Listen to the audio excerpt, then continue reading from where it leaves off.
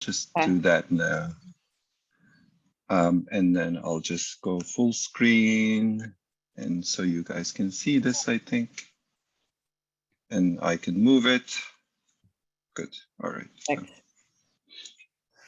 Wonderful. Okay, well, it's 10 past 3 Pacific Standard Time, 10 past 6 Eastern Standard Time. So we're going to go ahead and get started. And good afternoon, good evening, everyone. Thank you so much for joining our colloquium today, co-sponsored by Population Sciences and the School of Public Health here at the University of California, Berkeley. My name is Michelle Poulin, and I am the Executive Director of the Berkeley Population Center. And I'm delighted to introduce today's colloquium speaker, Dr. Berk Ozler. Berk is the lead economist and research manager of the Poverty and Inequality Research Program in the Development Research Group at the World Bank. And Berk will be presenting new work, a new paper entitled Shared Decision-Making Can Improved Counseling Increase Willingness to Pay for Modern Contraceptives. Thank you, Berk. All right, thank you so much. Yeah, this is a paper with a bunch of colleagues. It actually is quite reflective of the kind of like this, big collaboration between behavioral scientists and OBGYNs and economists and public health specialists. I'm gonna give a quick motivation, but nobody in this room looks like really needs it. I think I know half the names that I'm seeing, but it'll be quick, and then I'll describe the what we're doing in quite detail, and so it might actually go quite a while. But don't worry, because this is one of those papers. So some of you seem to have read it, where I literally have like one result to show in the end. So it's not like tables and tables and figures of like econ paper type of thing. So, results in the end will not require that much time. The caveats to the results take some time. And then we can take a bunch of questions as we go, because I think this crowd will probably be more interested in the study design and the interventions than, the results are, I'm pleased with them, but, maybe they're just kind of secondary. So the way I got into this is that a little bit like, how John Oliver always asked, like, how is this still a thing?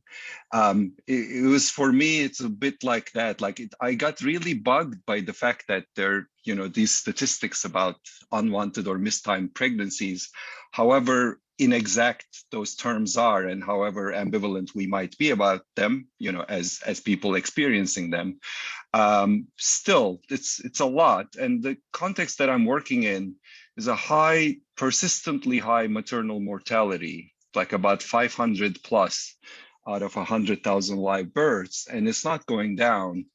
So there's a tautological link between, unintended pregnancies and maternal mortality. And, the 530 number is about an order of magnitude larger than places like Brazil and Vietnam, and 2 orders of magnitude larger than like Netherlands or something like that. So it's not ideal, to say the least. And we know that low age at first birth is negatively associated with all sorts of things, both for the mother and the child.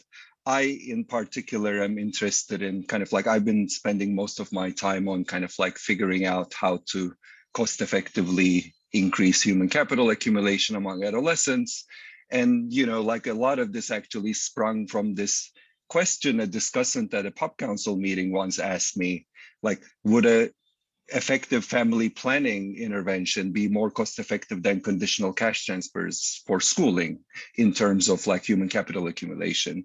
And, he had done some back of the envelope calculations based on the paper we were presenting and things like that. And he was like, I think it might be. And then I was like, well, actually, this is a experimentable question. Let's just try to figure it out.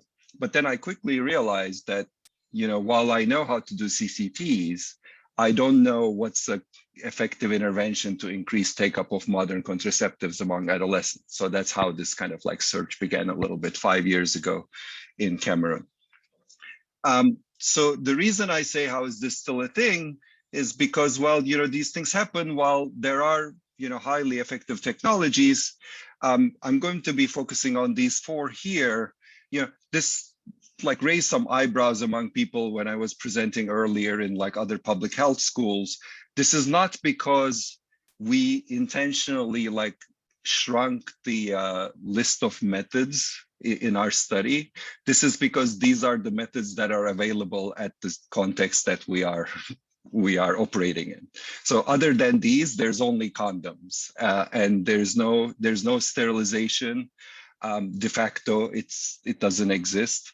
And there's lactational amenorrhea and traditional methods and condoms, but there's no patch, there's no ring, there are no other methods. So these are the ones that I'm going to be talking about.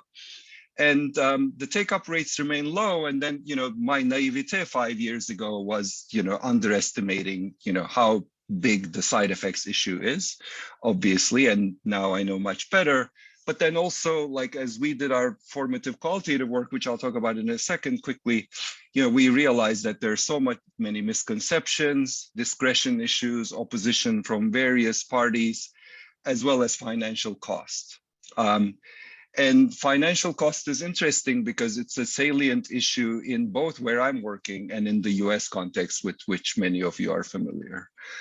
In both of these countries, as opposed to lots of other countries where things are free, the cost is an issue. So in Cameroon, the ministry won't make family planning services free. And so the best we got was like, hey, will you allow us to do a study so we can show you how cost effective subsidies and other things might be? So that's kind of where we are. And then that's just the demand side. On the supply side, the clinics we worked with regularly experience stockouts. They don't have trained health providers, and then the providers that exist do have certain idiosyncratic biases. So in Cameroon specifically, what we found was that the lack of training for providers was a huge thing. Like the people we talked to said, were very honest. Like they're like, I don't feel comfortable inserting a implant. Like I don't know how to do it. Like we don't learn this in school, and then afterwards it's kind of haphazard. This company comes and has a campaign for like some nurses and not others.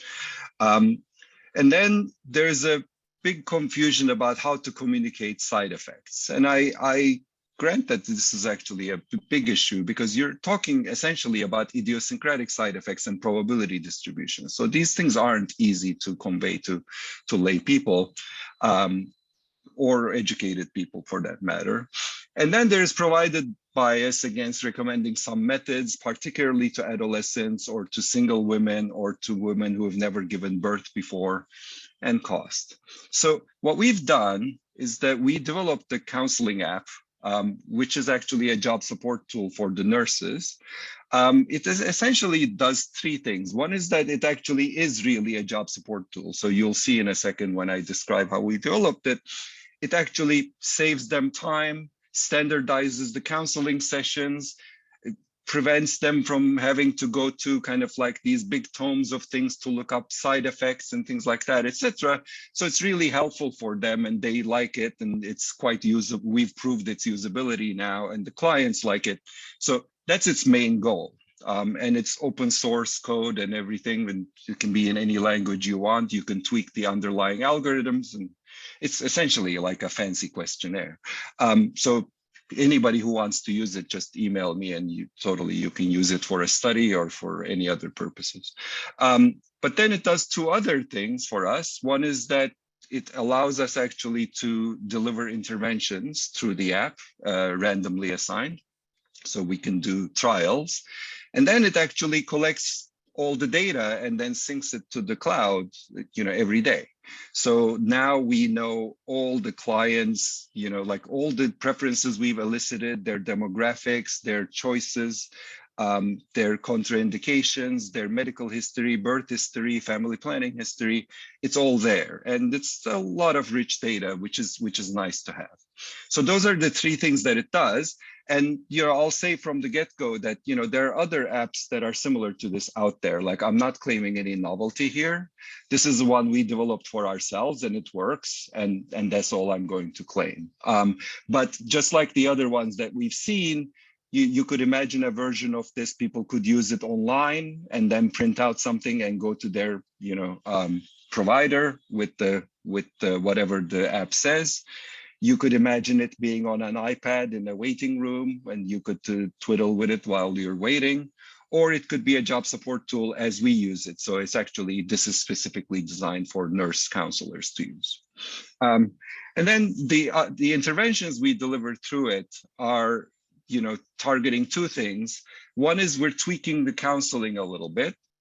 I'm going to talk about that. And then the other one is we're actually offering random discounts on the services that are provided to the clients of this one hospital in which we're working.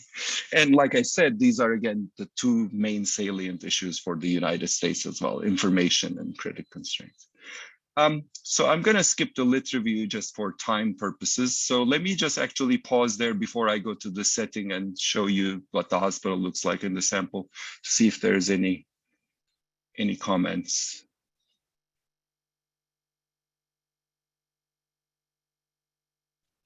I'll wait 10 more seconds. Okay, maybe we'll go a little more forward and then there'll be some questions. So we're at a hospital called Ashkopi. Cameroon is bilingual, but primarily French speaking in the capital. And it's a women and children's hospital. It's quite big public hospital, about maybe 4,000 deliveries in a year. And they have a lot of departments that deal with all sorts of women's health issues and child health as well. When we got there, when we started working with them, they have this dedicated family planning unit, and they have 2 nurses working in it. And that was the only place where these family planning, counseling, and administration was done. So what we realized then was that, there's all these other people in the hospital, like they may be there for an antenatal visit, they're there for their first checkup after delivering, they're in the maternity ward, they've come back for a child vaccination, or any other gynecological issues, or even abortions and things like that. They might also need, and in fact, we now know, they definitely are very open to and need family planning counseling, but they were just leaving the hospital without anybody even asking them. But even if they did, there's a good reason for it. Even if they did ask, they didn't have, none of the other nurses working in these units have any idea about family planning. So even when somebody demanded it, they had to call downstairs to the family planning unit, ask one of those people to come, so on and so forth. And those people are very busy. They have a line out their own door. So usually there is the leaky bucket problem of like these people leaving the hospital. So we said, why not just train everybody? This is not, it's not so difficult to do. All of these are like capable nurses in their own units. They just need some training. So the co-PIs that we're working with, they've essentially, designed their own like state-of-the-art training kind of course for like a week or 2. And they trained 7 more nurses from other units. And then they all got kind of like practice with the experienced nurses, like tagging along with them on counselings and administrations and things like that. And then they all trained, they, not only some of them actually helped develop the app, but then they all trained using the counseling app. And then at the end of which we were kind of ready to say, okay, maybe we'll give this a go and we'll trial it out. And then when we started kind of like pre-pilot phase, what we decided was that our study inclusion criteria is going to be anybody who walks into the hospital, 15 to 49-year-old women who, who are all asked whether they would like to have a free FP consultation. And so people who actually say yes and receive it, and they wanted to wait at least 12 months before their next pregnancy. Of course, people who want to wait less than that, they still do get counseled and get all the services with the discounts, etc. It's just that they're not part of our sample. We still have their data, but they're not in our analysis. So the clients here are a little bit different than, let's say, if you compared it to the DHS in the latest DHS from Yaoundé. Sorry, oh my goodness. I'm just gonna have to scroll all the way back. I was trying to move you guys because you are on my DHS column. And let me see. There we go, so that I can actually see my own data. You can see that like our crowd is a little bit older, so close to 30 years of age compared to 27 in the DHS. Less than 10% are adolescents compared to almost a third in Yaoundé DHS. Much less likely to be single, more likely to be married or cohabiting, much more educated. Like we have 42% attended some tertiary compared with 21% in Yaoundé. And you can see that they have more children. And the biggest difference maybe is that gave birth in the last 3 months, 56% in our case, only 5% in Yaoundé. And that's coming from the fact that we have essentially kind of like a 50-50 split in our counseling sessions on people whose origins are the FP department.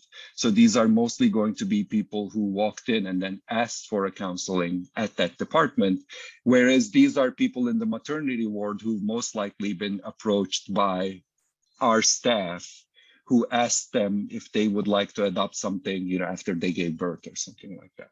So it's not a, it's not a random population of urban Cameroon. It's a bit more selected than that. But nonetheless, it's I think of this group as, if there are a lot of women who go to clinics for all sorts of reasons, and then a lot of them leave without this, and then are they open to receiving counseling and some of our interventions? And the answer seems to be yes. So this is what Ashkopi looks like. From the outside, it looks quite nice and serene, but it's a bit crazier in the inside. It's in the central Yaoundé. It's actually a fair amount of clinics around it as well. So the app, it's a tablet-based app. It's essentially, like I said, it's like a fancy survey with lots of kind of like skips and things, and it prompts some things to the client. We developed it in a big multidisciplinary working group, like nurses, doctors, public health specialists, behavioral scientists. And there have been like a series of workshops in all around Cameroon where people from UNFPA and the OBGYNs from different universities, etc., would come. We just worked on this quite a bit. And the idea is that the app combines kind of like the, as far as we know, the best practices for counseling around the world, trying to ensure high quality service. And I'd like to think of it essentially as having two parts. First part is kind of like the needs assessment, where we kind of break the ice with the client and assure them this is kind of like a private conversation about their goals and preferences. And then we gather a bunch of information about their demographics, their birth history, their family planning preferences, their side effects preferences, medical history, so on. And then that leads to the method choice, where actually we intervene a couple of times, first with the counseling intervention and then with the price discounts.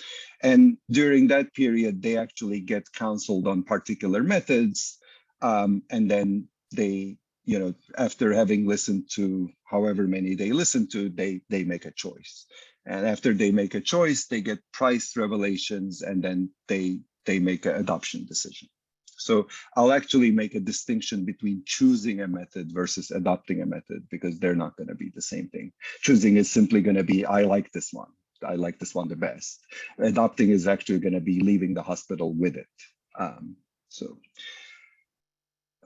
Going forward, yeah. So now I'll actually describe the two counseling interventions first, and then I'll quickly describe the price interventions as well. But again, before I go forward, are there any burning questions?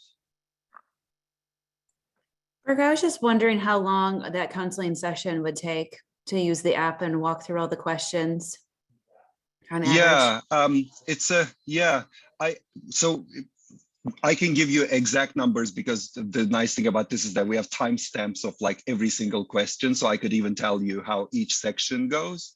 I haven't actually done that recently, but my recollection is somewhere around 20, 25 minutes, but depends a lot on which of these three groups you're in. Because there are some people, they'll zoom through because they're pretty clear on what they want and we don't bug them too much. And I'll explain why we don't bug them too much when I get there. But there are others who are actually who know nothing about like any of these methods, and they ask a bunch of questions and they demur quite a bit, etc. So then that takes a bit longer. But I'd say on average, like the shortest ones would be like maybe 10, 15 minutes, and it can go as long as 30 minutes. Okay, thank you. You're welcome. So the individual decision-making one is essentially kind of like our attempt to mimic the status quo, where the clients are given information about a range of methods, and then the counselor provides minimal, if at all, guidance, right? So because we're using the app for everything, it's not exactly like status quo. This doesn't look like what things were like before we arrived there. There was a lot of kind of like idiosyncrasy based on which counselor was doing the session. But nonetheless, when we finish the needs assessment, and then when we come to the method choice section, in the IDM, what we're trying to replicate is kind of like the older school informed choice model of kind of like giving lots of information and then letting the client decide themselves. So how it goes is actually following. So this is what the tablet will look like. And what the nurse is supposed to do is read this black text, which essentially I'll paraphrase as saying, look, we think that a bunch of methods might work really well for you, but what I'd like to do is I'd like to go over these 4 methods. Actually, maybe more than that. Maybe if they're eligible for lactational amenorrhea, there may be another cue card in there. But I'll like to go through these methods with you, and then I'll ask you which one you would like to hear about more, right? And the way the tablet does this is that it randomizes the order of these 4 methods and LAM, if LAM is eligible, in this counseling regime. Right. And so what the nurse is supposed to do is that when she sees this, she pulls the cue cards for each of these. We have laminated cue cards that we borrowed from Pathfinder for each of these. This is the front of the implant. This is the back of the implant. So they pull the cue cards for these in front of them in that order. Right. And then they also have samples of some of the methods. So they'll also put the samples next to the cue cards. And what we've done on the cue cards is that because going through the cue card in detail itself can take easily 10, 15 minutes, depending on the client's questions, we've highlighted the most salient pros and cons discussions in there that can be done in about like 90 seconds or so with no questions. So what the nurse will do essentially is they'll take like, okay, IUD is first in this tablet, in this particular counseling session. They'll talk about that for 90 seconds. They'll talk about the pill. They'll talk about the injectable, the implant. And then they'll turn to the client and say, okay, now that you heard like basic facts about each of these, which one would you like to hear about in more detail? Right? In this case, the client says the IUD. Now they take that cue card in front of them and they go through everything on that cue card in great detail. They let the client ask a bunch of questions and things like that. When they finish, they'll ask the client, so what do you think? Do you want to adopt this method? If the client says yes, great, they move forward. If the client says no, the nurse will ask them, which one of these remaining methods, the ones in blue here now, would you like to discuss next? So on and so forth until the client makes a choice. Okay, so you notice here that like the key question here is that the nurse is always asking the client which method she'd like to hear about more in detail more. And then until they decide, and she's not opining on the suitability of anything. And there's nothing revealed from the tablet itself about suitability either, right? So now shared decision-making, what we're trying to do is that the app actually always produces an internal ranking, regardless of which regime you're in, right? So for everybody, IDM, STM, or MIM, I always know the app's rankings because they're underlined in the code. But it's just not revealed in the IDM, but it is revealed in the STM. And the way the app does that is by actually taking into account the client's preferences on how long they'd like to wait before getting pregnant, their preferences towards 3 side effects, weight gain, increased bleeding, and amenorrhea, as well as typical use effectiveness. And it'll actually make a ranking. And then if I can move your column here, I'll be able to click on STM. And here's now what the STM looks like. So what will happen there is that the nurse will again say, look, based on our discussion so far and what you've told me about your preferences and your history, I think there are a number of methods that'll work well for you, but we think this one is most suitable. Do you mind if we start by discussing this method? In this case, it's the pill, right? If the client says yes, they will just take the cue card for the pill in front of them and they'll go through it in detail, right? They'll go through the front. At the end of it, they'll say, well, so based on what you heard so far, do you want to continue? If the client says yes, they'll turn the cue card, they'll go over the back. And then again, they'll ask the same thing. And then if the client was happy all along, at the end, the nurse will ask, well, what do you think? Do you want to actually adopt this method?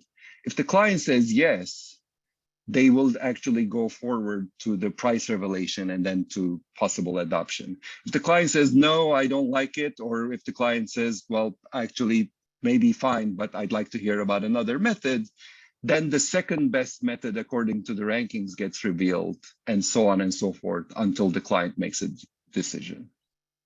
So now here, you see the difference is that, and the main maybe departure from the kind of like the status quo regime is that if a client were to choose the top ranked method and say, I want to adopt this, she could potentially leave the hospital without having heard about any other methods, period, right? So that's the big departure here.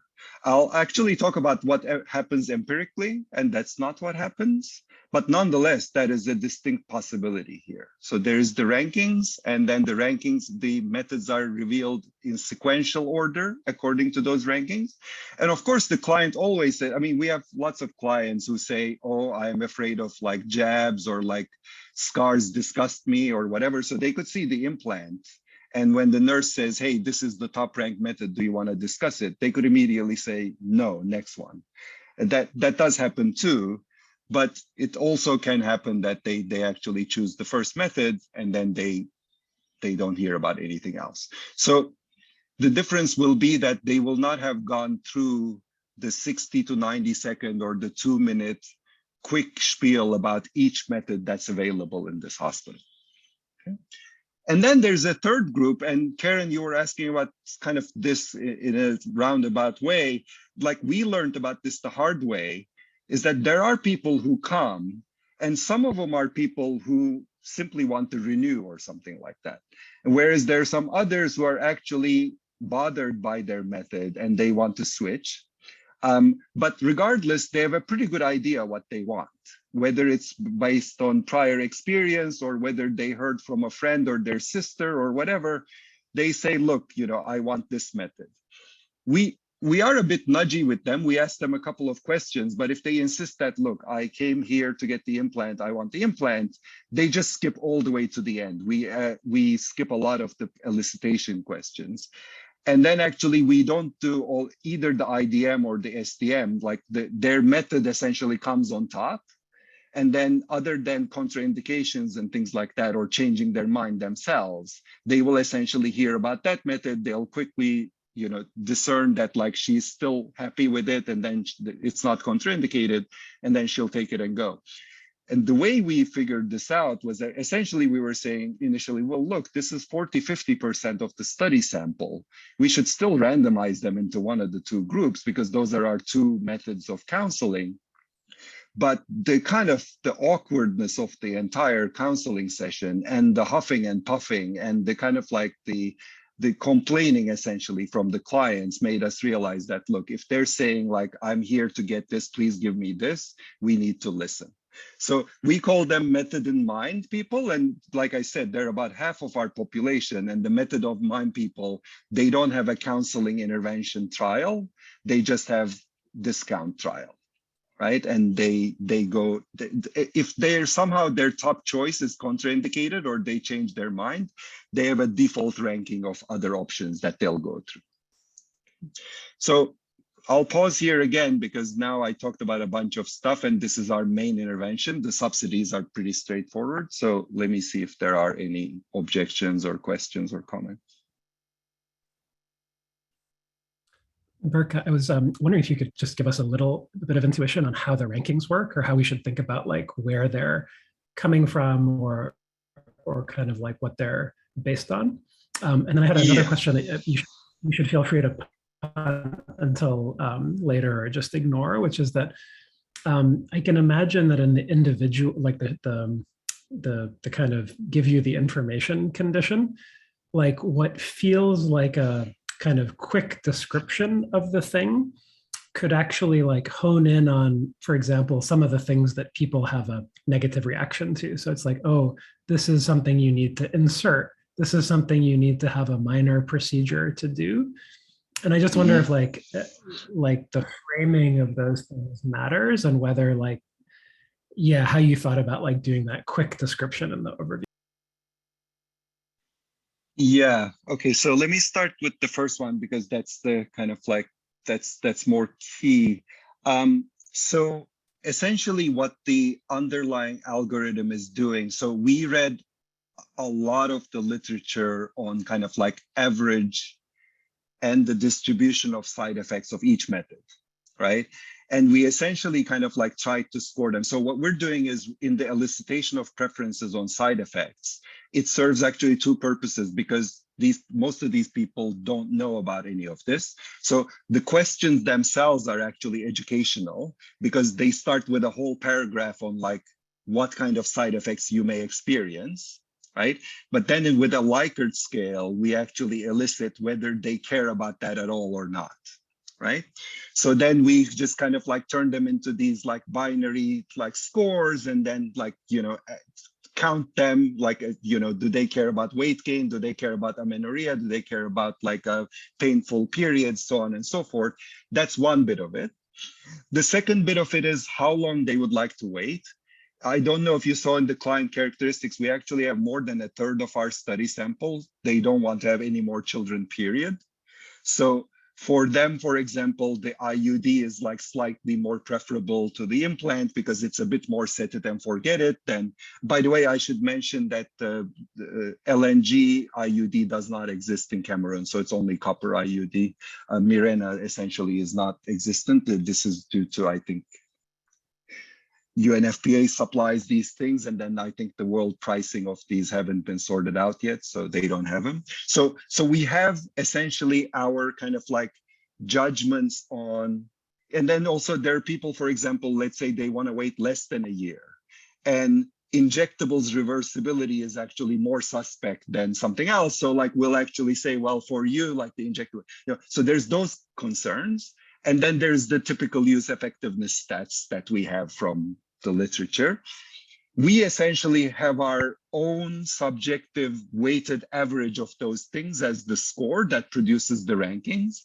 The other day, somebody told me about this tiered effectiveness approach that I hadn't heard about before, embarrassingly. So essentially, I think if I understand it correctly, what it is doing is like it's primalizing typical use effectiveness, and within that, caring about all the other considerations. You could think of this as like that, but I actually don't like to because here, I mean, if you think of our approach as like, it's a weighted average of these different concerns, which include typical use effectiveness, which the client may or may not care about that much, right? We assume they do, right? But then if I put a lot of weight on typical use effectiveness and very little on the others, it would be kind of like the tiered, you know, approach. So it is like that. And the thing that I like to say is that, look, you know, it's open how we do it. If you don't like this weighting scheme, you can reweight it yourself. You can also add things like discretion and other things that the clients might care about, etc. So that's how we do it. I could provide you with how we do the scores and things like that. Unsurprisingly, generally the rankings put LARCs above the shorter acting methods. but not always. And that's the key here, is that a lot of people, especially economists, are very presumptuous about us essentially pushing LARCs. So it's like, regardless of what the client said, IUD is always going to be at the top.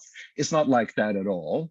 But for the majority of clients, they will be up there somewhere. So they will essentially, under that counseling regime, they'll be much more likely to discuss a LARC than they would have been under any other circumstance. And part of the reason we did this was to take away the provider's bias of like not wanting to talk about some of these methods to certain clients, right? So that's the answer to your first question. The second one was, yeah, that's a good one.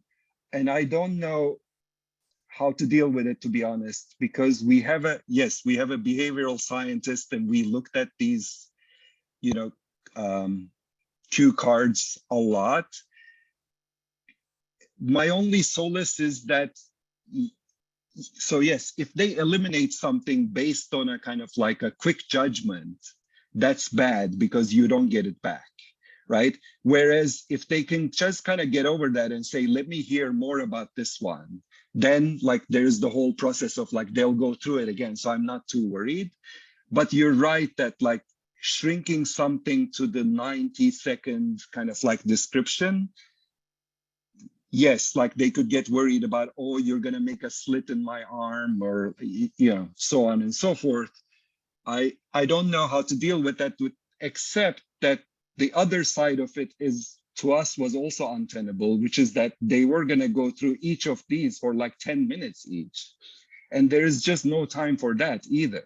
Right. And also there's the choice overload, right? Like there's the people are now like, it's like the being in the jam aisle at the supermarket. There's like 22 different jams and you can't decide which one to take, and you're getting really hungry. So I think I totally hear you. And it's actually interesting that you should ask these questions, because in the previous seminars, when people ask me about the ranking algorithm and this question as well, what I say is that there's actually a lot of optimization probably to be done using our data to make those rankings more optimal from the point of view of like, we can actually see what people said, what they were given as rankings, and what they ended up adopting. We could save potentially a lot of time if there are certain patterns where a certain type of client, regardless of what comes up on top, never takes a certain method, right? Then you could make it so that that method actually doesn't come on top all that often. Like, so for example, in Cameroon, it's idiosyncratic. Implants are very popular because they have a cute female name that they were given. There were lots of campaigns in the past, so everybody knows Jadel. So regardless of whether the IUD comes up on top or implant, much more people want to just hear about the implant because that's just what they know, right? So actually, I think our ranking algorithm could be improved from the dinky like self-weighting that we've done to just kind of actually use more kind of like artificial intelligence, machine learning to just kind of optimize it a bit. And similarly, we could experiment with how we talk about certain aspects of certain methods on the cue cards in the fast version to make them kind of like, less vulnerable to that kind of worry. But yeah, both great questions. As you know, I'm always on the lookout for like good PhD students who want to do these things. So anybody have students that they want to send my way? Absolutely. Any other questions?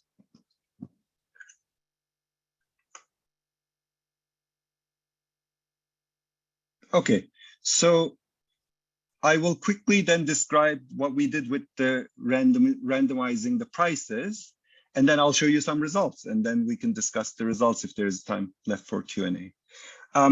So at this hospital, when we arrived, LARCs were about upwards of $8, $9 to administer.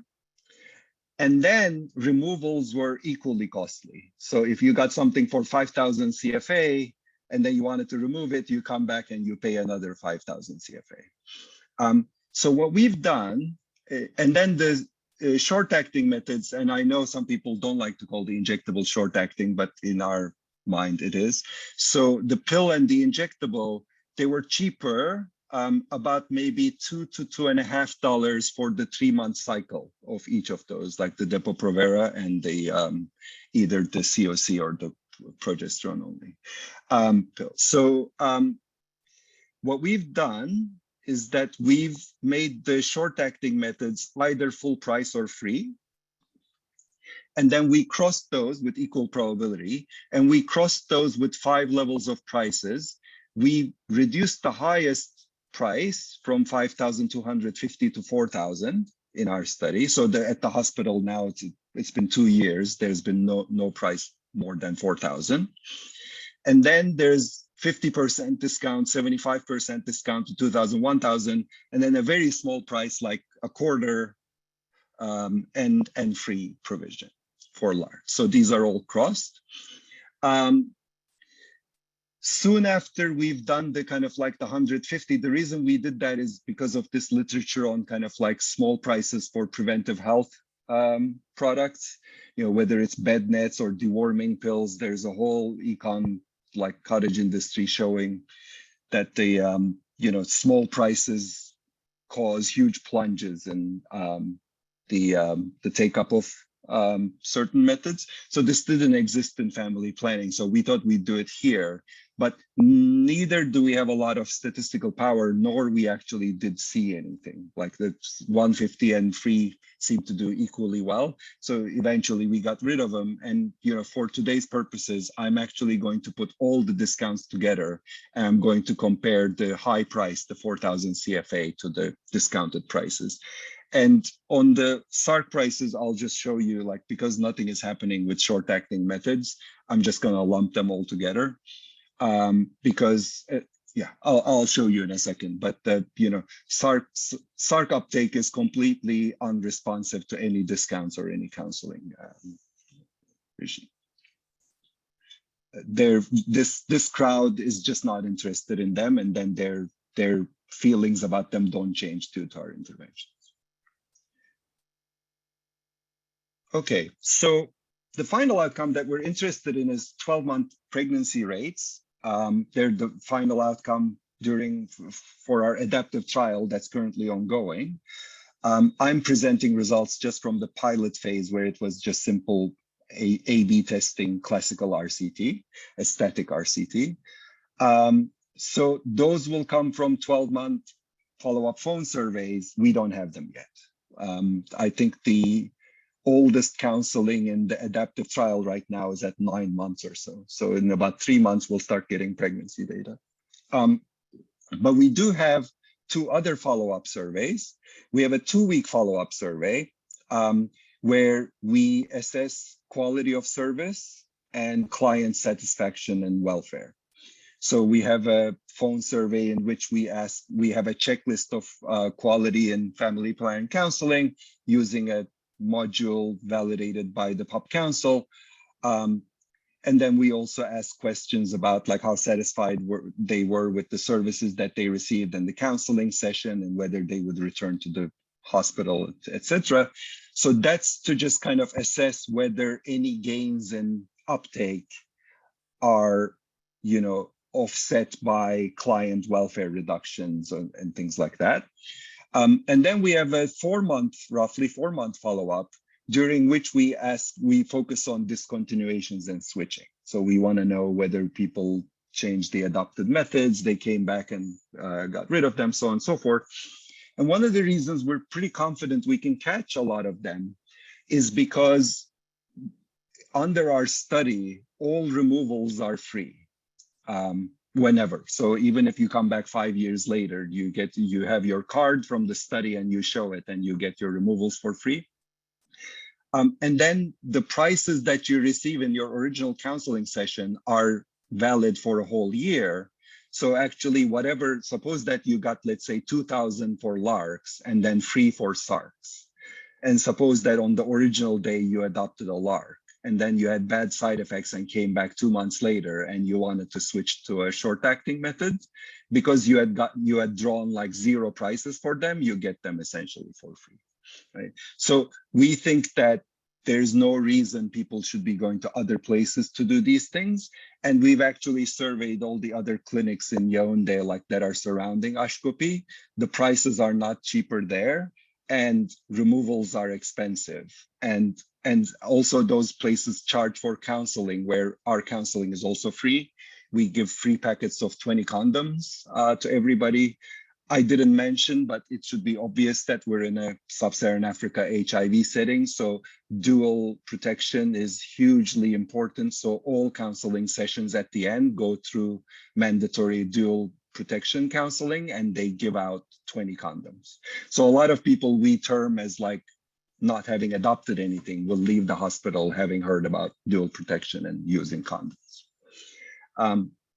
Okay, but today, I'll essentially present only results from what the tablet tells me they adopted or didn't adopt when they were leaving the hospital.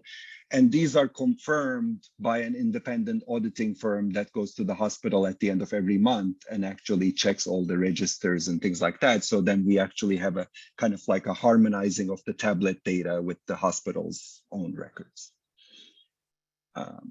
Yeah, so the primary outcomes will be you adopted the long-acting method, you adopt the short-acting method, or you adopted something else or nothing. Like I'll call them all nothing, but that's not out of any disrespect for the other methods. It's just the word we picked.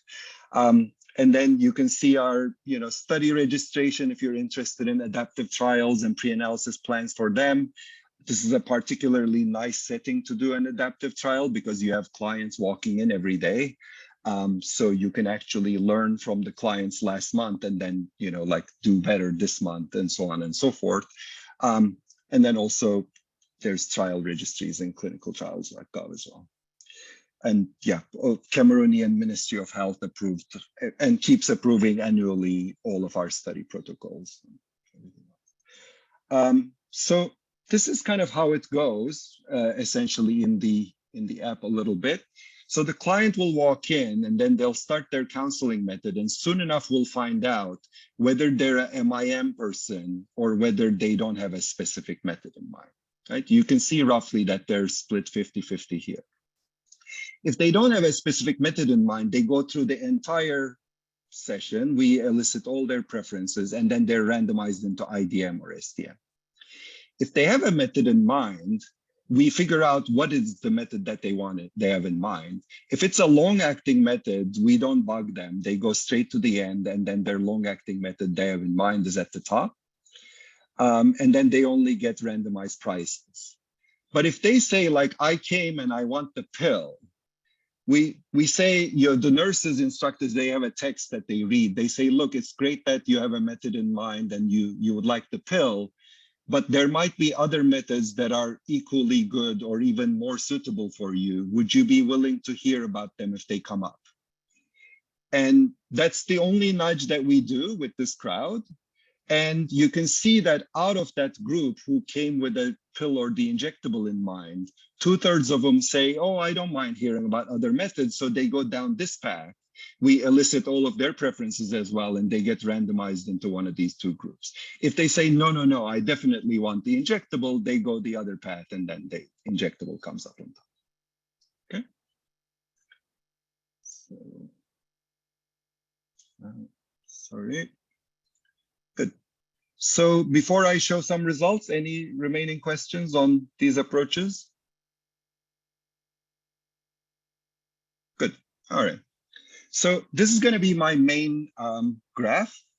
So on the vertical axis, I have the fraction of clients who adopted the LARC.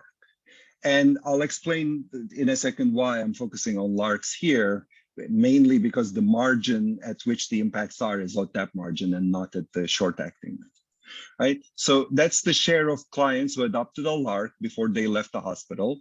And on the horizontal axis, I have the 3 counseling regimes, the people who had a method in mind. So these are a select group of people. And then these are the other select group of people, but within them, we have them randomized into either the status quo counseling or our alternative approach.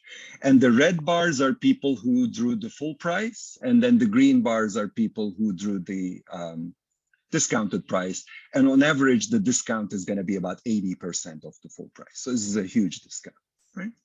So you see here that the method in mind people, their take-up rates are higher, naturally, right? At full price, about 42% take up a LAR. At discounted price, that goes up to 62%. So it's a pretty large increase of 20 percentage points and about 50% increase, very significant. But maybe interesting to note that like even among these people, even when they get them for free, about a third of them are leaving the hospital with nothing. So this might puzzle you a little bit. It's like, how can it be that they have a method in mind? They have a pretty strong preference. They know what they want, but they're not taking anything. And essentially what we think is happening is that there's actually two types of people here. One are the type of people who walk into the FP clinic and they ask for a counseling session. The other groups actually, maybe they just gave birth and they've been approached by a nurse. They hadn't really come to the hospital thinking they're going to leave with any method or they're going to choose a method or anything. And also some of them may pick LAM, which in this case, they don't show up here, right?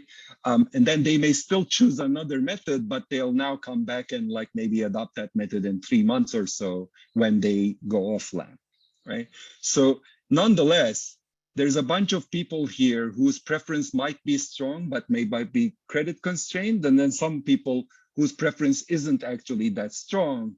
It's just that they're saying, oh, I know this method. Yeah, I think that's the method that I'd like to, that I like to adopt. But they didn't necessarily arrive at the hospital thinking that I'm going to get an implant today. So that's the MIM group. Now the IDM group is interesting because when they get the full price, the take-up rates are barely above 10%. When they get a discount, there's a big effect, almost a tripling of the take-up from 11% to about 28%. So these people are also price sensitive. Like they're credit constrained and there are other constraints as well. And they get up to about 30% take-up of long-acting methods. But the interesting thing to note here really is that to compare these two red bars. So this is essentially saying conditional on people drawing the full price. If they were counseled with the alternative regime where recommendations were revealed to them, they more than tripled their take-up of a long-acting method, right? Not only that, but they become completely insensitive to price discounts, right? So we thought about this a little bit, and in the paper we have a model in the appendix where there's a utility maximizing client and they care about two things. They care about the price of the product and they care about the perceived returns from the product. And you might imagine that for a lot of people, because the side effects are idiosyncratic and you don't even know how the administration is going to go and so on, there is uncertainty about the perceived returns. So when you're making the decision yourself, the perceived returns are lower, so your willingness to pay is also lower. When you get a recommendation from a tablet or a nurse who maybe knows a little bit better based on, and it was based on you were told that it was based on your preferences that you shared, it seems to essentially increase your willingness to pay to such a degree that essentially these people have a willingness to pay that's above the highest price in our study, so that giving them discounts is superfluous. They're already willing to pay 4,000, so telling them it's 2,000 doesn't make any difference. Okay. So now those are the effects, and in terms of thinking about cost effectiveness, the fixed cost of training people to do this stuff for once is like much cheaper than like continually giving people discounts. So definitely this is going to be more cost effective than this. But of course, these take-up rates are still far, far away from, like large. But, compared to like numbers from elsewhere, like these are pretty good numbers. Like we know in Delaware, for example, the Delaware initiative, they're now in the like high teens, I think, in terms of take-up among like eligible women. So this population is a special population at this hospital, but nonetheless, these are big numbers. Now, there are a bunch of caveats I want to make. So you might first say, well, look, so what's going on here? Like, are they switching from SARCs to LARCs, or are they actually switching mostly from other things to LARCs? And the answer is pretty much nothing is going on with respect to short-acting methods. So here in this table, what I do is like, these are the means of take-up at the high price averaged over all the counseling regimes, right? So 32% of people adopt a LARC, only 6% of people adopt a SARC, and the rest are 62% leave with something else, right? Giving them discounts on LARCs, and I could also show you the table, giving them discounts on SARCs does nothing to SARC adoption. Whereas these numbers of increases of like middling versus like really high discounts are the reverse of these numbers here of leaving with nothing. So essentially, the margin at which things are happening is that somebody was going to leave the hospital with nothing, and then they, the discounts induce them to leave with a LARC. It's not, I'm switching them from something with a typical failure rate of 6% to something with a typical failure rate of less than 1%. It's more like I'm switching them from something typical failure rate of maybe like 20%, 15, 20% to 1%. And why does that matter? Because that matters eventually when we look at unwanted pregnancies. That's going to translate, if these numbers are retained, that's going to translate into more unwanted pregnancies than if we were just switching people who were taking the pill and injectable, still being pretty safe, to taking an implant or the IUD.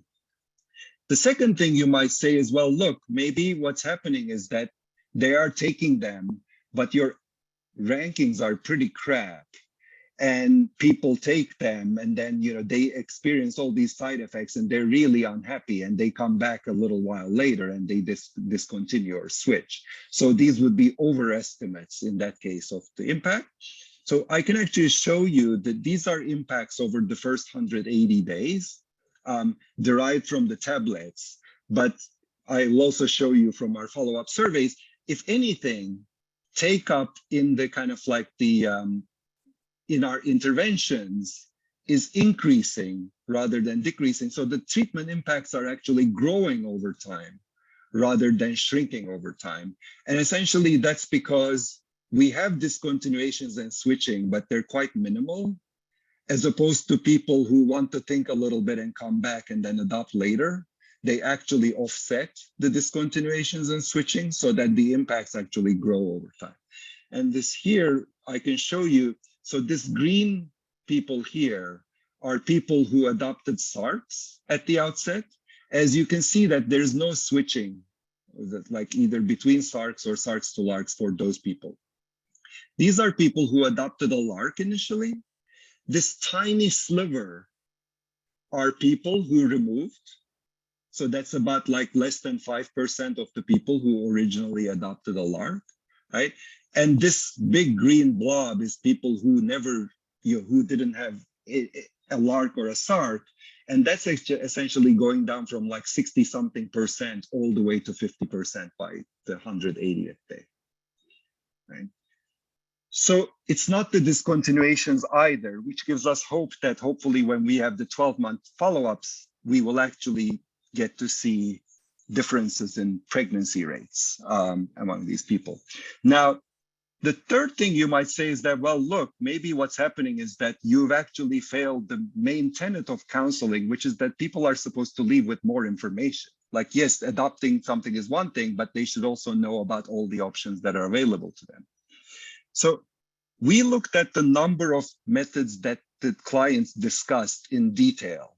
So going through the entire cue card front and back and asking questions and etc. And so the method in mind people, that's obvious. They came with a method in mind, and then 90-something% of them discuss only that method. They adopt it or not, and then they don't discuss anything else. So that's fine. That's not that interesting. So this is the IDM, this red bar. 80% of the people in the status quo counseling, more than 80%, also discuss only one method that they've chosen after hearing about the 4 methods quickly. And then less than 20% discuss a second method. Hardly if anybody discusses a third, fourth, or a fifth method, right? Maybe because they heard about them 90 seconds and they feel like they don't need to learn more. I don't know. But in STM, like in our shared decision-making approach, only less than 60% of the people listen to only the top-ranked method, right? Which means more than 40% go through in detail at least 2 methods, and more than 20% go through at least 3 methods. So if you think of actually going through the entire method, like maybe in 10, 15 minutes, asking questions, etc., with the nurse, as a kind of like a more meaningful kind of like information transfer, STM actually seems to do like slightly better. Now, I could speculate about the reasons for this. One of them I alluded to already is that our rankings often have the IUD above the implant, and a lot of people prefer the implant to IUD, and they may be being polite, not saying no to the nurse, to just listen to it. So they may be listening to it and then they saying, no, I don't want it. There may also be other reasons as to like, well, they're saying there's a ranking. Maybe I want to find out about what's my top choice, what's my second top choice, what's my third top choice, etc. So I want to listen to those. But whatever the reasons are, there is this kind of little trade-off here where the IDM people get to hear about everything quickly because of our protocols, but then listen to only one method that they've chosen in detail. Whereas the shared decision-making folks actually often discuss 2, if not more, methods in more detail. That's really it. I only have kind of like the heterogeneity of impacts left to discuss, which won't take long. So let me pause again to see if anybody has comments or questions that they'd like to share.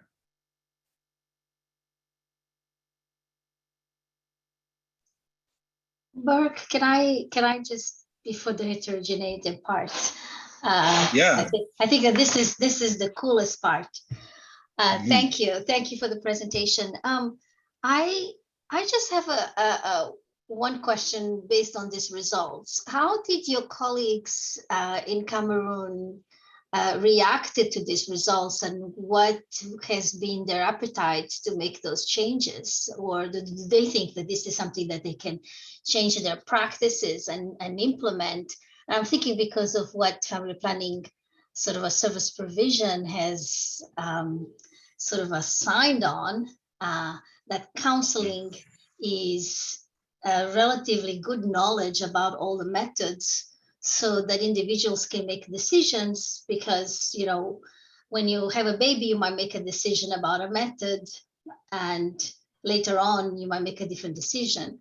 So so even though the results seem to be on a positive side when it comes to the time that the provider spends in counseling a patient and its adoption of the method based on the level of sort of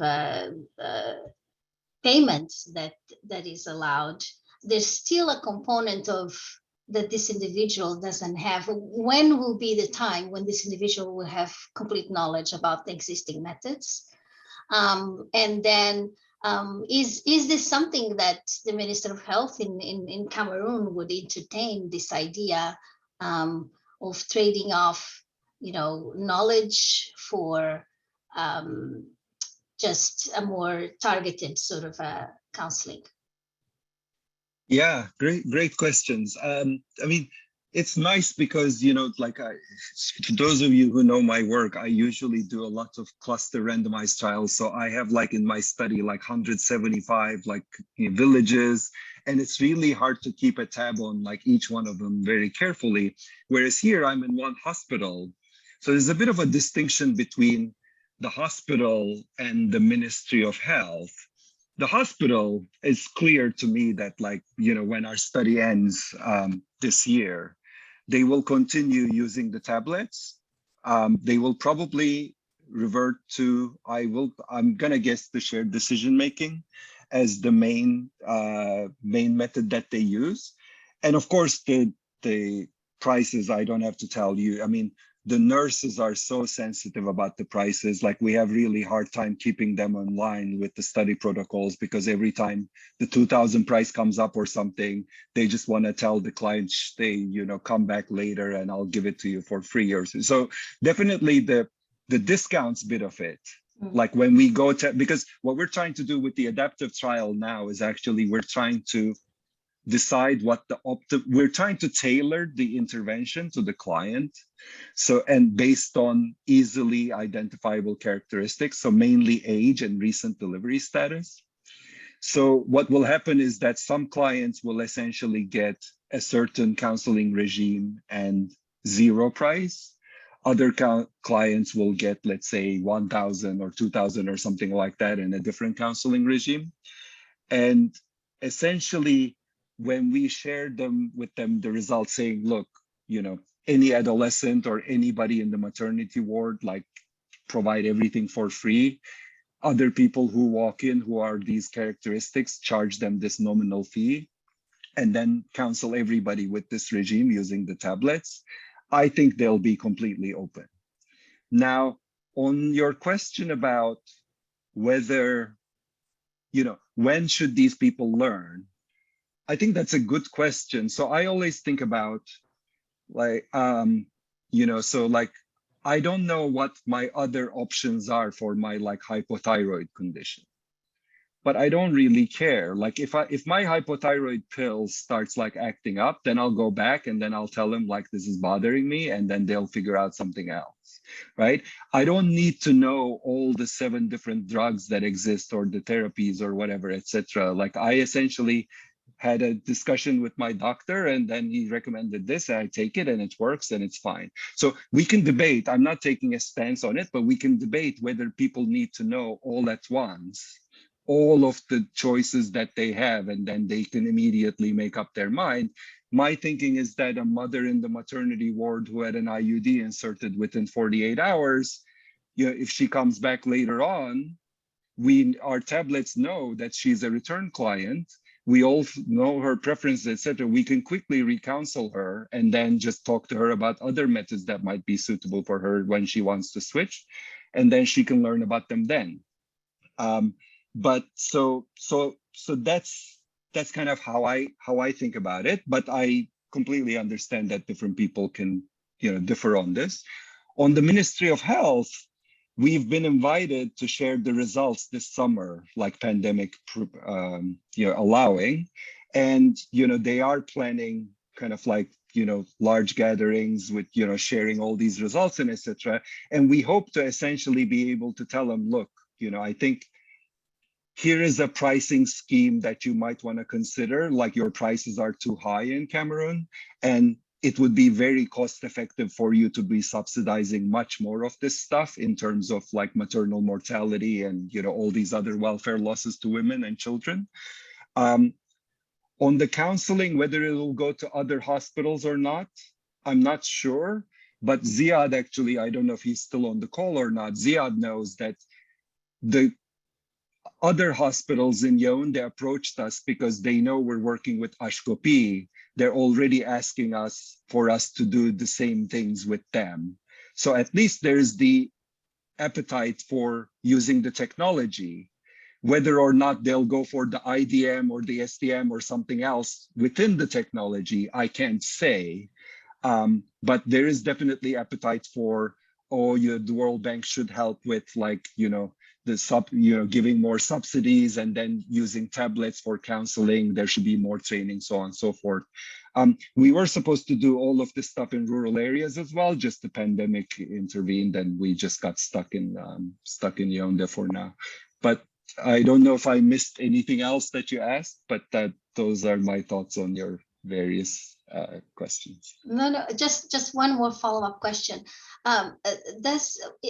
Have you guys assessed if the SDM sort of arm of the study, if there are any propensities to coercion from the part of provider, depending on, even if you read, depending on the tone and body language and the questions and propensity for how they respond to the questions, if there is any sort of a slight indication that coercion might be involved or potential for coercion. So, I mean, I've been in those rooms a lot and my field supervisors have been a lot more than I, and we have a head nurse with whom we are in very close contact, and we have a professor of OBGYN with whom we're writing. none of us have really noticed it, but that's not really evidence. The evidence that I do have is from the follow-ups, the 2-week follow-up surveys. Not only the quality checklist, I'm not too concerned about because the app guarantees that the quality checklist is satisfied in a way. Like it's almost tautological. Like if you go through the app, you can't say that like we didn't cover like this thing in the checklist. So, but nonetheless, so this service quality is high, but the client satisfaction rates are very high, and their willingness to return for follow-up FP services is like upwards of 90-95%. And it's completely non-differential between the IDM and STM. This was what I was really worried about. I was worried that STM will begrudgingly have people taking the recommended thing, and maybe they don't even discontinue it because it kind of works for them, but they hated the nurse, or they really disliked the whole experience that they're not going to want to go back. None of our follow-up surveys or our personal experiences indicate that as such. And I actually, when I'm in my really optimistic days, I like to think of it as the opposite, which is that all these biases before the tablet were happening with the nurses who weren't talking to the, to adolescents and unmarried women about like the IUD and etc. And now the app is forcing them to do so. So even if there is a little bit, and we've practiced so much with them, the text that they're supposed to read, it's really about, look, based on what you've told us, you have all these great options, but we think this one is the best for you. Would you like to discuss it first? If not, we can go to the next best one for you. Like that's the language, and we practiced it so much. And because it's one hospital, I can really dote on it and make sure that these 9 people are doing it the way it's supposed to be done. But of course, I can't say like there isn't mission creep and etc. over time, like things go by the wayside. But I have no evidence to make me worry so far. This was our main worry in the beginning, for sure. Thank you. I think I'm going to let you finish the presentation. Okay. Yeah, I mean, the heterogeneity stuff is nice because this is the contribution of my colleagues from Stanford. They do some kind of like a machine learning techniques with these random forests and things to essentially try to identify subgroups of the study population who are strongly affected by the discounts, who are very price sensitive, so to speak, and people who are not price sensitive. And we did actually find those 2 groups, and it's actually, so the average treatment effect of the discounts was on the order of like 15 percentage points or something like that. So you can see that this is about 27 percentage points here, and then about like 0 over here. So that averages roughly to about 15 percentage points. And the group characteristics are interesting because essentially you can see that these are highly motivated people to avoid or delayed pregnancies, but they are also likely to be quite credit constrained. So they're way younger, like about 5 years younger than the weakly affected group. They're much more likely to be students. They have a lower number of children, and they want to wait they're much more likely to want to wait at least 3 years before getting pregnant. So this always reminds me of the quote that I see from US college students who are the first college student in their family. And then they're saying, look, I'm a freshman, and I don't want to have any kids until I get my degree, right? So I think of them kind of like that. So these are younger people who are motivated to put off pregnancies, but also they're quite price sensitive. So when they get the discounts, they react heavily. So let me just conclude quickly. I think we have about only 7 minutes left. Although I don't know if the end is also Berkeley time, so it goes to like 40 past, I don't know. But it's essentially, we seeing here that offering LARCs at discounted prices or for free can substantially increase take-up among many people. And the app and the shared decision-making approach it embodies is also potentially quite useful, because if you actually use it, you may not have to give as much subsidies, which is good, because some of our discussions with the Ministry of Health really was based on the fact that Ministry said, look, we're already subsidizing so many things. We can't provide all these services for free. So we don't really want to do, there was a clear indication from them saying, look, we're not going to, maybe we'll consider for adolescents or something like that, but definitely not for adults. And in fact, in our adaptive trial, we are seeing subgroups of people who are happy to pay, especially, on their decision making, who are happy to pay the higher prices. And if, as an economist, you think of that as like wasting money on those people when they're willing to pay, giving it to them for free, you can imagine kind of tailoring these things makes sense. Now, definitely external validity issues here. I don't want to take it from one hospital in the capital of Yaoundé, a good one at that, even though public, to like anywhere else in the world.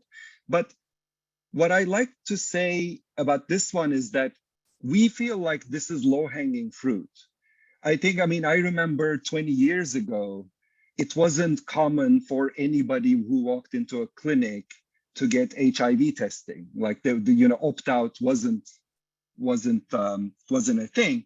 And then it became part of checklists, and everybody who comes in, and then you actually ask them, it's like, hey, can we're going to do this unless you say otherwise, and so on and so forth.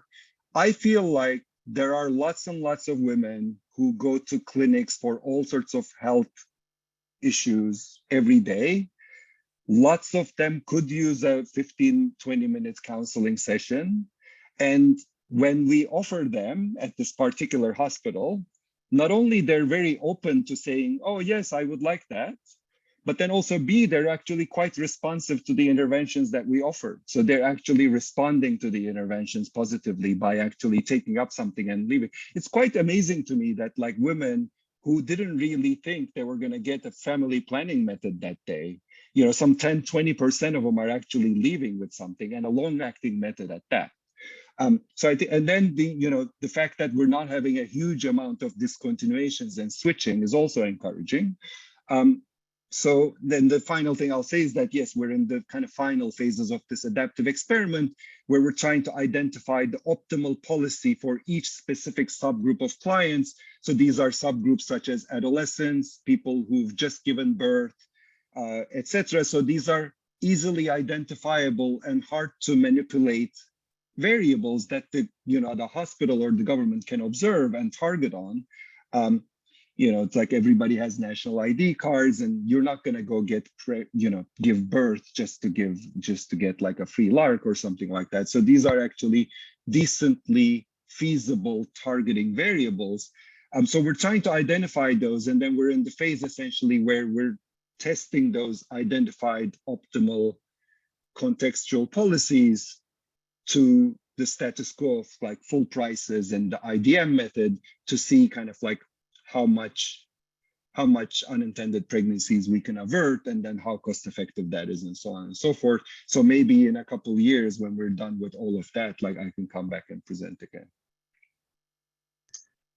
So Berk, just before you finish, just for a clarification, those 9 nurses were not just in the family planning clinic, they were in other services also, because you just said something in your takeaways that I didn't hear before. Yeah, that's true. So they were in these departments here. Maternity, pediatrics, clinical.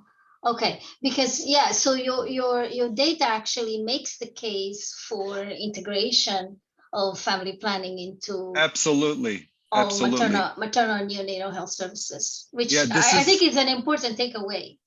This is what my co-PI, who is a professor of OBGYN, and then he's the head of research at the hospital, always says that like this is like pervasive throughout the hospital, but before we arrived, only 2 nurses in 1 unit were doing all this work, and they just couldn't get around everywhere, like simply. So now they have kind of like this, all nurses are kind of like sensitized. Hey, this woman is there in that ward for like lying around for 2 days, they're just ask them, like, would they like to at least just a free counseling session to, maybe after 3-6 months of exclusive breastfeeding, they would like to adopt something. They can pick it now, they can get their discount now, and then they can come back later to do it. So So I think that's what I mean by the low-hanging fruit, is that all we had to do was train these other 7 nurses. It just wasn't that expensive or time-consuming. And yes, they're still not as good as the 15-year experienced family planning nurses, for sure. But they get the job done okay. And over time, they'll get better. It's just, I think maybe there are some like internal tensions that I can't put quite my finger on, because they get quite busy with other things in their departments. So whether or not they see this as main part of their work, as opposed to just kind of like more like a chore that the FP people should be doing, and so on and so forth. So we certainly have some heterogeneity in the how good some of these nurses become counselors. You know, like some of them definitely are much better, than their hearts in it than others, for sure. Yeah, that's the other thing I learned, is that, you know, people like Michelle and I always working with enumerators who do surveys. Enumerators are people, you know, like they know how to communicate. They know how to ask questions and get answers and things like that. Nurses, especially at the maternity ward, like not necessarily so. Like it's not like the natural part of their job. So some of them get better at counseling than others, and some of them are not very natural. So there's probably, like Ziad was asking, there's probably some optimization there too, about like how to do training with different types of people with different backgrounds in different departments. I had noticed, I see Sandra's hand. Go ahead, Sandra. Hi, Berk. Thanks so much for a great presentation today. Yeah, nice to see you. I'm thinking that over the years, I've heard from a lot of adolescents specifically that they would really like their providers to give them a little more guidance or a nudge in one direction or the other. So I think the SDM method makes a lot of sense. When you said you were going to present heterogeneity analysis, I was really hoping you were going to present stratified by whether the woman was in the postpartum period or not. Because, you know, you've kind of alluded to this, but you know, LARC is a great match for a woman who's just had a baby, obviously. And I would love to see if your really interesting results hold up among those women who are not in the postpartum period, because they might have more dynamic childbearing preferences and fertility preferences and partner situations than a woman in the postpartum period. So that would just be a little suggestion that we'd love to see on our side. Yeah, it's so easy for me to do. Like this is the thing, actually, right? So like the more old school heterogeneity people like me want to do the analysis exactly like you said, right? But that tends to be then like I pick this variable and this variable and this variable, and it's all very idiosyncratic, right? But then I can look at anything. So I can certainly look at those and send them to you or share them with you. But the way my colleagues like to do it is essentially they're letting the data tell us what groups are being affected differently than other groups. So like it's actually the data are self-identifying the subgroups.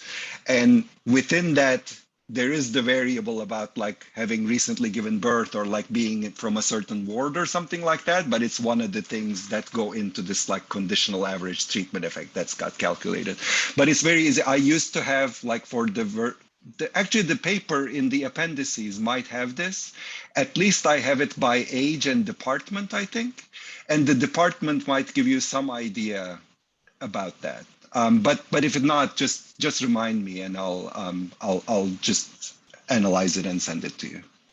Thank you. Yeah.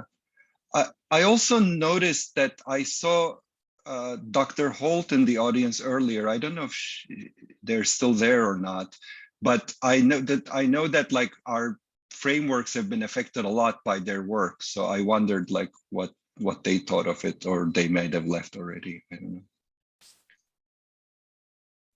Looks like she's she not- left, Berk. I don't Yeah. see. I think a few people had to drop off now. Berkeley time tends to end at 4 on time. We just start late. Yeah, okay. No worries. No worries. That's I mean, it's funny because this happened to me. Anna Langer was at my Harvard Chan seminar, and she is a co-author on that paper where we essentially kind of like designate, design shared decision making based on those kind of principles that they wrote. But I didn't realize that like she was one of the co-authors of the thing that I'm using, but then also what we did seemed to annoy her.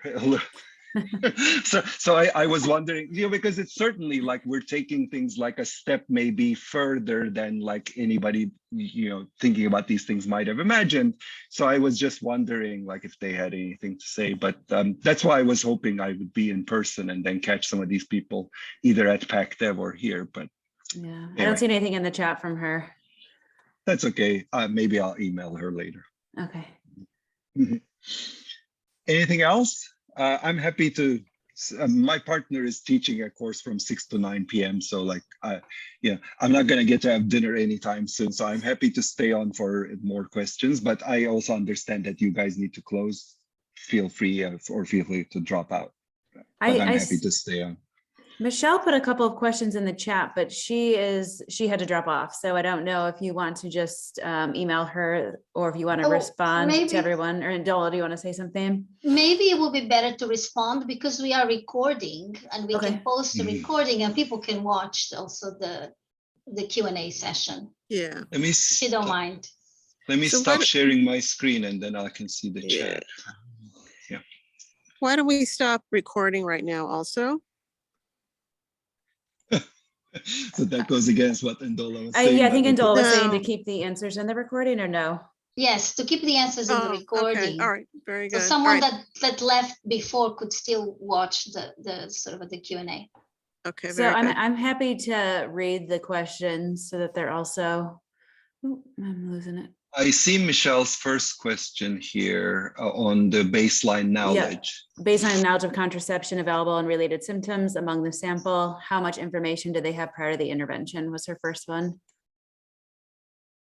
Yeah, so I know usage is very low. So like about 90% of the people aren't using anything at the time that they, not even condoms, at the time they're counseled. Given that people have some, so we don't ask them, what do you know about methods, but we ask them if they have a method in mind. And given that half of them say a method, at least they know something about those. How much information they had prior to the intervention, it's hard to say. So because our app is so streamlined, it's not really like a survey where we're asking them, like, do you know about this side effect? Do you know about that? We rather kind of assume essentially as if they don't know. So we say, look, some methods can cause this and this and this. How, would it bother you if that happened a lot, somewhat, or not at all? Like that's kind of how we go about those. So I don't have exact answers to those questions. Okay. And then her next one was just to add another thought on the difference between IDM and SDM. The mechanisms are interesting to think about. So with SDM are more engaged, are the women more likely to trust, in quotations, the nurse before the information? Rutenberg and Watkins, 1997 paper suggests women in clinics do not trust the nurses. So they go to their friends to discuss what was told to them about family planning after they leave to help them decide. Yeah. Yeah, that is interesting to think about. So one thing that I'm not sure about is like, Ndola asked about the language, and somebody, when I gave a seminar earlier, suggested that maybe we should go back to our IRB and then ask them to allow us to push the audio recording button on the apps, because we can do that, and then actually kind of analyze some of that for both these biases and like this loaded language, as well as like transcripts would be very interesting to think about. And then maybe we can assess some of this stuff. But so we're not doing that currently. But the one thing that I'm not sure about is like, what are the idiosyncratic differences between the nurses about whether they say, I think is best for you, versus the app thinks it's best for you, versus we think it's best for you. And these are, by the way, also happening in French, and sometimes I miss it because my French isn't perfect, far from perfect. But that's actually a good point, is that we didn't go so far to really kind of like insist on a particular language there, because this has been very interesting, because our, our Stanford colleagues who do this adaptive experiment stuff, like they normally work with industry. So when they say like, do this, it's about clicks. So there's no implementer like who actually needs to go along with like what you're doing. Whereas the nurses are extremely sensitive. And for them, this is really about the fact that the reason they're going along with all of this is because they actually like the tablet. They enjoy the job support tool and it's helpful for them. So we didn't want to load them with too much study protocols about you have to say it exactly like this and etc. So I don't know how they say it and whether that causes the clients to think, I trust her versus I trust the machine. And that might be important. But one thing we do know is that the hospital keeps telling us that they're so happy with this study because it's raised their profile in the community, because the clients think that the hospital, this quality of service is high at the hospital, partly because they think when they see the tablet, they're impressed. Yeah. That does tell me that there might at least be part of this where the client is thinking, oh, there is this machine that thinks like, this is best for me. And that might be maybe alleviating some of the concern about them not trusting the nurse. But I also want to caution people, because I present in a lot of places where the primary context is the US. And I find that people paste their like view of like the US context onto like wherever else. Don't think of Cameroon as like this place where like, just like in the US, there is these kind of like patterns of distrust between the client and the provider based on race or, socioeconomic status or other. There definitely is some stuff going on. For example, language is a big conflict in Cameroon and things like that. But I don't know even that like this is a context where the default position is that women are actually distrustful of the nurses, right? These are highly educated women living in the capital of Yaoundé, coming to one of the best public hospitals, right? And they're young, right? They're Compared young, to- exactly. They're young. And we are, we didn't get to do campaigns outside the hospital to get more feet through the door because of the pandemic. So these are really the self-selected group of people who are potentially regular clients of this hospital. So I'm not sure about the baseline level of trust or distrust to begin with to even answer that question. Yeah, and I agree with you. The mistrust is something from the past, and actually the reference that was made is quite old from Malawi, because seriously, we don't see. Yeah. I mean, there was a different generation of nurses and how they were trained, and right now, I'm sure that in this hospital in Yaoundé, there's much younger nurses trained under much different conditions. Independent of the training for the study specifically. So they are much better prepared to deal with the clients and establish sort of a good rapport. But that's very true. That's very true. Thank you. And we see that in many places in Rwanda, even for example, you could imagine that a young woman wouldn't want to go to the healthcare center that is closer to her home, that only has 2 nurses, for example, to have a pregnancy termination, but that's exactly where they want to go, which shows a level of trust with the provider. But another point interesting is also that intersects with the trust is the quality, because a lot of times, and as a provider, I am aware of that the trust comes because they don't think you provide a good quality of services.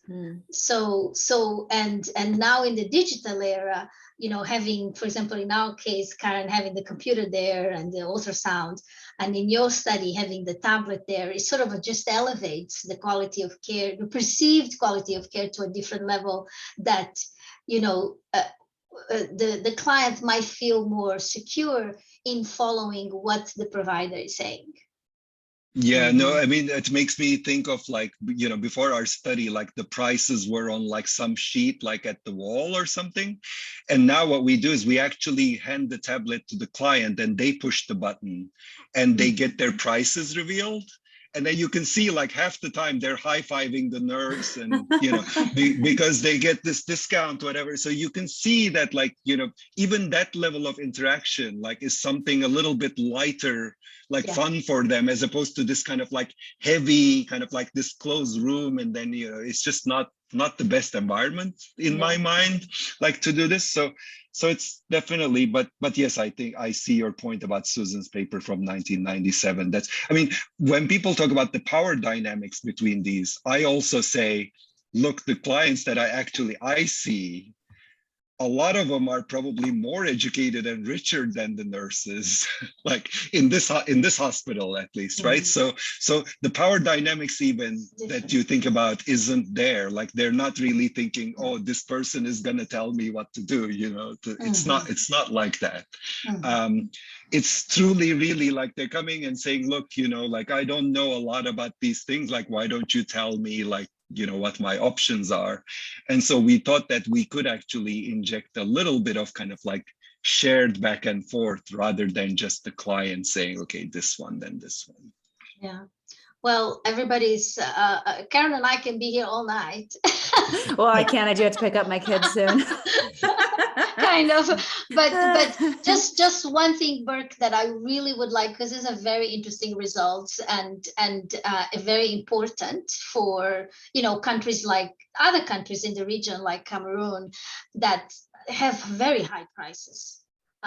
Yes, very high prices.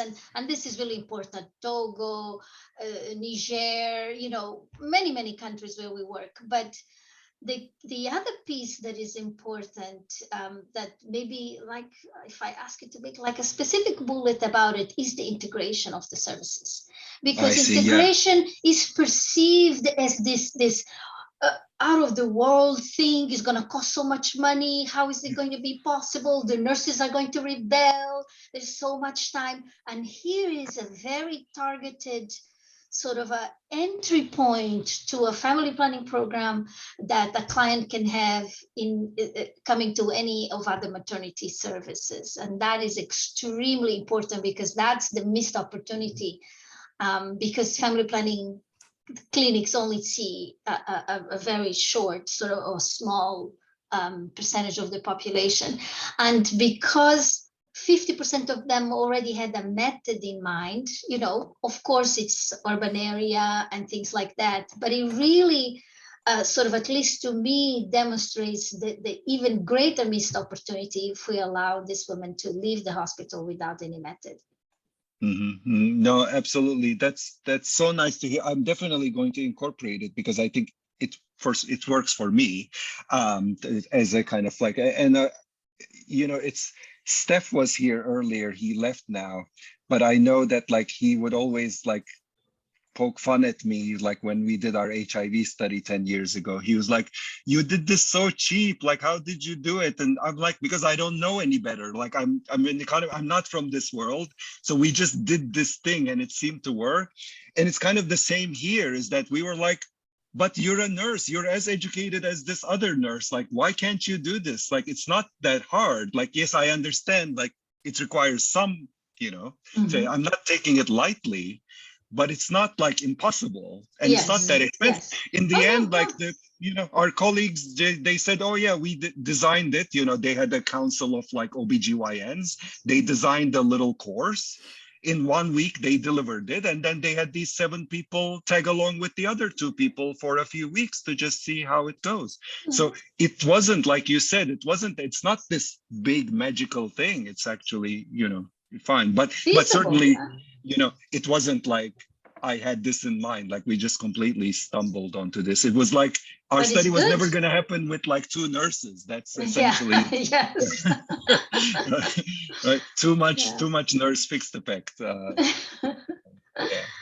Okay, well, it was really, really nice having you. Well, not in person, but at least sharing your experiences, because even reading the paper is not the same as listening and getting all the nuances. Yes, of course. Yeah, so nice to meet all of you, and thanks so much for staying along. So I mean, the Zoom calls are just so, sometimes can be really much, but having like 20-30 minutes to just chat with people who know what they're talking about and know much more than I do, it's just so wonderful for me. So thank you so much. Good. Well, No hopefully we'll get you problem. back here at some point. Yes. Absolutely. Yeah. I mean, there were, like I said, there were so many people in the room, from like Ziad to Sandra to Steph, like to, Yeah.